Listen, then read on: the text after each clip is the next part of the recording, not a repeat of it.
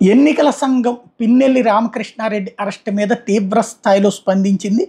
పర్ఫెక్ట్‌గా అంటే ఎన్నికల సంఘం ఎట్లుంటుందో, దాని విధులు ఎట్లుంటుందో ప్రపంచానికి తెలియాలని చెప్పింది. ఎన్నికల ప్రక్రియకు విఘాతం కలిగించే ఎంతటి వారైనా ఎవరికైనా శిక్ష తప్పదని భారత ఎన్నికల సంఘం ఓ ప్రకటనలో స్పష్టం చేసింది. ఇందుకు మాచర్ల మాజీ శాసనసభ్యుడు పిన్నెల్లి రామకృష్ణారెడ్డి ఉదంతమైన నిదర్శనం అంది.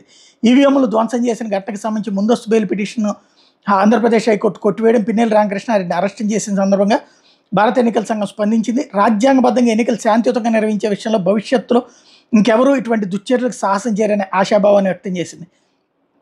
ఈవీఎం డ్యామేజ్కి కారణమైనటువంటి ఎమ్మెల్యేని అరెస్ట్ చేయడంతో ఈసీఐ ఆదర్శప్రాయమైన చర్యకు తార్కిక ముగింపు లభించింది. హోదాతో సంబంధం లేకుండా ఎవరూ చట్టానికి అతీతులు కాదనే సూత్రాన్ని ఇది బలపరుస్తుంది. ఈసీఐ ఎన్నికల ప్రక్రియను అంటే ఎలక్షన్ కమిషన్ ఆఫ్ ఇండియా ఎన్నికల ప్రక్రియను పరిరక్షించడానికి కట్టుబడి ఉంది. మరియు ప్రజాస్వామ్యాన్ని బెదిరించే వాళ్ళ మీద కఠినమైన చర్యలు తీసుకోవడం ఎంత ఆవశ్యకం. ఈవీఎంలు డ్యామేజ్ చేసిన వారిని అరెస్ట్ చేయడం అనేది ఎన్నికల సమగ్రతను కాపాడుకోవడంలో అంకితభావానికి ఒక నిర్దిష్ట ఉదాహరణ. ఆంధ్రప్రదేశ్ రాష్ట్రంలో మే 13వ తేదీన జరిగిన ఎన్నికల సందర్భంగా మాచర్ల అసెంబ్లీ నియోజకవర్గం రెంటచింతల మండలంలో Palvai gate polling station number 202లో అప్పటి సిట్టింగ్ ఎమ్మెల్యే పి రామకృష్ణారెడ్డి ఈవీఎంలు ధ్వంసం చేసిన ఘటనను తీవ్రంగా పరిగణించి ఈ అంశాన్ని చేశామంటూ చెప్పుకొచ్చింది.